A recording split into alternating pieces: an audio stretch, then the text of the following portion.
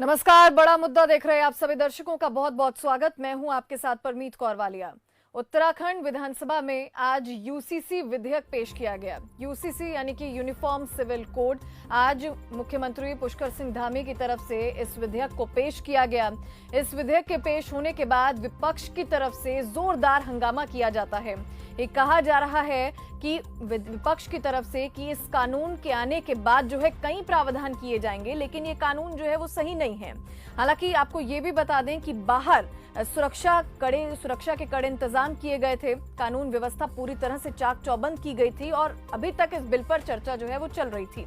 ये भी देखा जाए तो उत्तराखंड के लिए आज का दिन जो है वो काफी ज्यादा ऐतिहासिक दिन रहा, क्योंकि आजादी के बाद से उत्तराखंड देश में यूसीसी लागू करने वाला पहला राज्य बनने जा रहा है।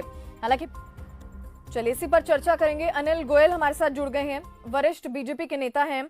शहजाद खान मुस्लिम स्कॉलर हमारे साथ जुड़ गए हैं, और भी लोग गेस्ट जो हैं वो हमारे साथ जुड़ते जाएंगे। आप दोनों का ही बहुत बहुत स्वागत है। कार्तिक सिंह जुड़ गए हैं, कांग्रेस के प्रवक्ता।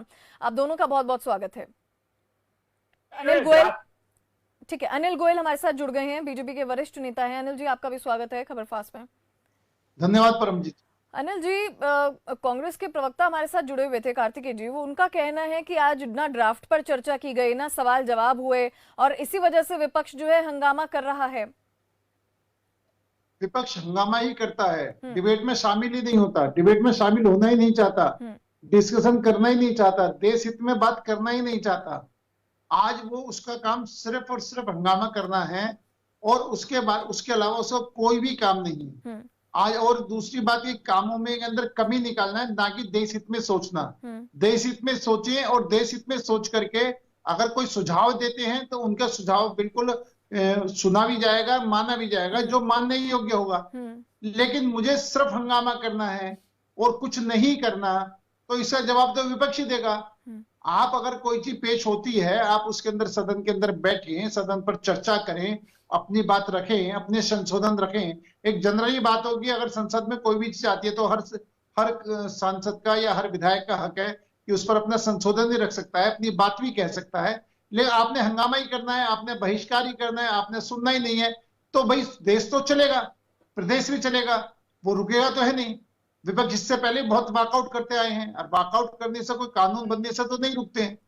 तो निश्चित तौर पर विपक्ष को देखना चाहिए कि इतना बढ़िया फैसला, इतना अच्छा फैसला कि सभी नागरिकों को समान अधिकार मिले, सभी जो महिलाएं हैं उनको भी बराबर की भागीदारी मिले। अब एक तरफ ये महिलाओं की बात करते हैं, एक तरफ महिलाओं को बराबर भागीदारी की बात करते हैं तो उसका विरोध करते हैं। अब महिलाओं का आरक्षण बिल लाते हैं, उसका विरोध करते हैं।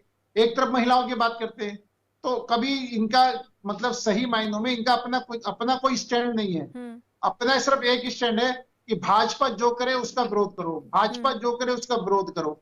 उसका कोई अच्छा सुझाव इनके पास नहीं है, अपनी तरफ से इनकी कोई नीति नहीं है, कोई नियति नहीं है, कोई नेता ही नहीं है। बस एक टुक है कि जो भाजपा ने कहना है उसका विरोध करना है, जो भाजपा ने करना है उसका विरोध करना है। तो ये उनकी अपनी पॉलिसी है, तो इसका जवाब वही दे सकते हैं। हमारा काम तो देश हित में काम करना है, प्रदेश हित में काम करना है, हिंदुस्तान के प्रत्येक नागरिक के हित में काम करना है। हिंदुस्तान का प्रत्येक नागरिक बराबर की भागीदारी निभाए, उसकी हमें चिंता करनी है।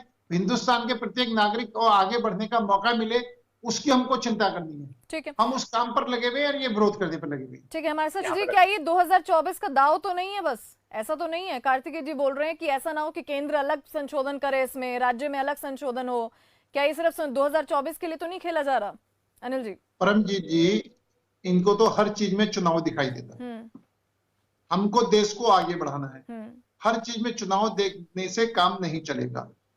अभी मैं कार्तिकेय की बात पूरी नहीं सुन पाया आवाज की तरह, लेकिन इन्होंने कुछ गोवा का जिक्र करा था शायद कुछ। मैं सिर्फ एक कानून बना उत्तराखंड में, कानून बना उत्तराखंड के लिए।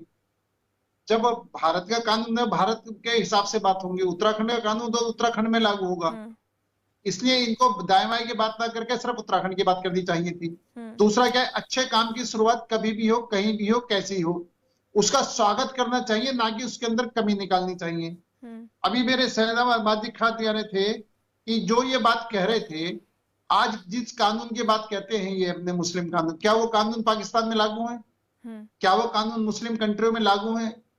भाई आपने जब वो कानून वहां लागू नहीं है तो आप इस बात के लिए हिंदुस्तान में लागू करने पे क्यों जोर दे रहे हैं? और इसके अंदर किसी का हनन नहीं हो रहा, सबको बराबर अधिकार दे रहे हैं। हम मुस्लिम युवाओं को, मुस्लिम युवतियों को, दोनों को बराबर का अधिकार दे करके उनको बालिग हो और बालिग हो अपना परिवार बसाएं, अपना परिवार चलाएं।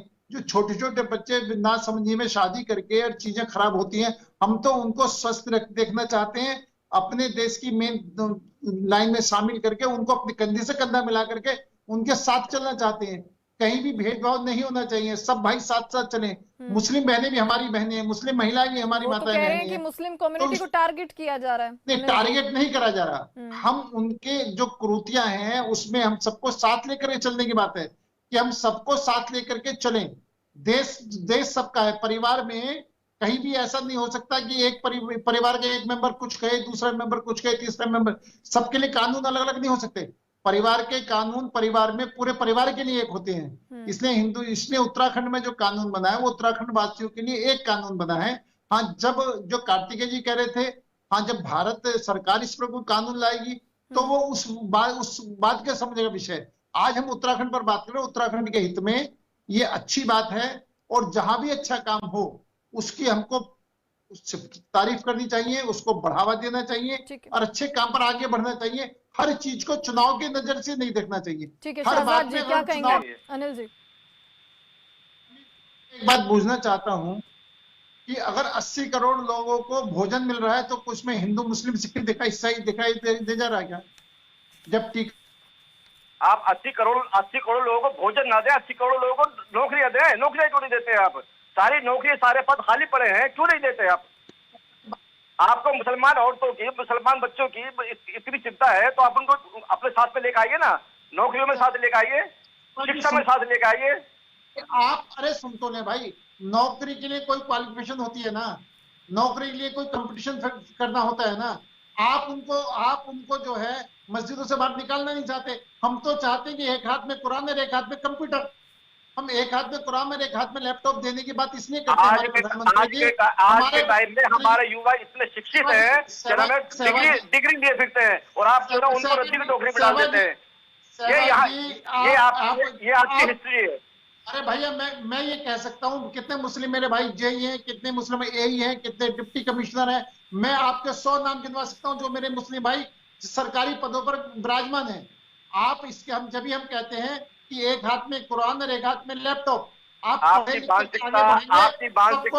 मानसिकता सामने आ रही है। अगर आप ये बात लागू करते हैं ना तो आप सरकार में सबको साथ लेके चलते हैं। हम सबको साथ लेके चल रहे हैं। हम बिल्कुल नहीं लेके चल रहे हैं। आज मुसलमान को तंग करके आप अपनी चुनावी रोटी से कर रहे हैं। इसके अलावा कुछ भी नहीं है। 2024 का एजेंडा आपको मिल रहा है, 2024 की लड़ाई लड़ रहे हैं। इसके अलावा आप जो ना भारत की या उसके विकास की या मुस्लिम समुदाय की या उसकी और किसी की कोई परवाह नहीं है आपको। आप हर काम के अंदर। ठीक है शहजाद जी, आपका कहना है कि मुस्लिम कम्युनिटी को टारगेट किया जा रहा है। सोमवीर जी, क्या ऐसा है क्या? ठीक है शहजाद जी, आपका सुन लिया। सोमवीर जी, क्या ये सच है यूसीसी को लागू होने के बाद? आपकी मानसिकता